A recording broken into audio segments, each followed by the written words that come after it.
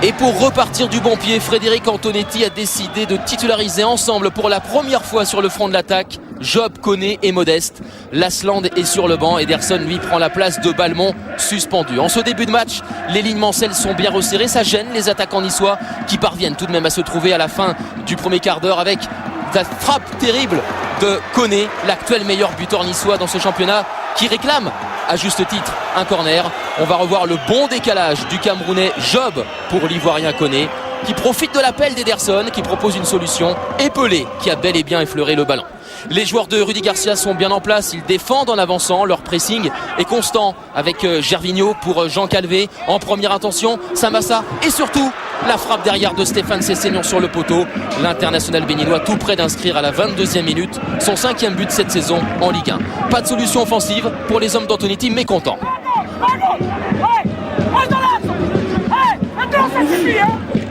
C'est Anthony Modeste qui est rappelé à l'ordre parce qu'il va souvent sur les côtés. C'est lui et uniquement lui qui doit rester dans l'axe. On le retrouve.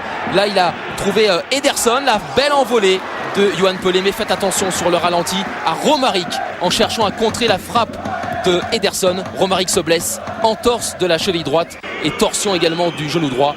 Le capitaine Manceau est obligé de quitter ses partenaires. Nous sommes toujours en première période avec un ballon dans les pieds de Modeste. Ici Elbuik qui retrouve Modeste, qui a vu à droite encore une fois Koné qui va fixer Bourse, et l'Ivoirien qui tente sa chance en dehors de la surface de réparation et qui oblige Yohan Pelé à se détendre.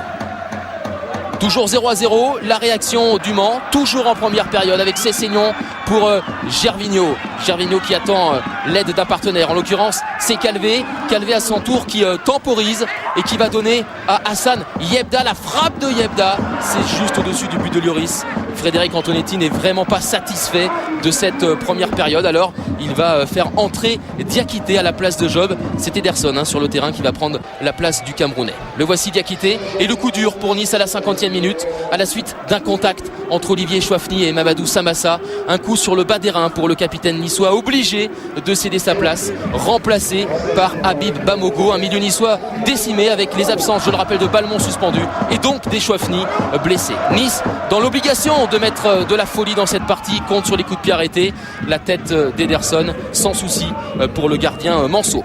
C'est au tour de Tullio de Melo d'entrer en jeu, le Brésilien fatigué après les 2 matchs de la semaine dernière, mais qui constitue évidemment une terrible arme offensive pour Le Mans. Frédéric Antonetti et les Niçois savent qu'une victoire est impérative. Attention à Balmont, la frappe lointaine.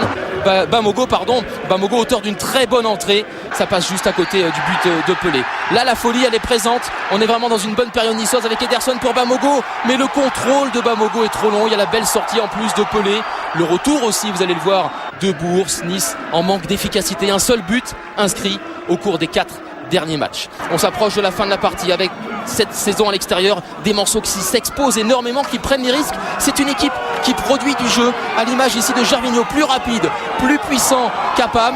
Gervinho pour Le Talek qui est entré en jeu, Yebda, Koutader qui a vu Matsui, et Matsui qui tombe sur un super Lloris, sortie décisive du gardien de Frédéric Antonetti, d'Hugo Lloris, dans les pieds de l'international japonais. 7e match consécutif en Ligue 1 sans succès pour Nice, parce que le score final c'est 0-0. Nice n'a plus gagné depuis le 20 janvier et Le Mans préserve donc son point d'avance au classement sur son adversaire du soir.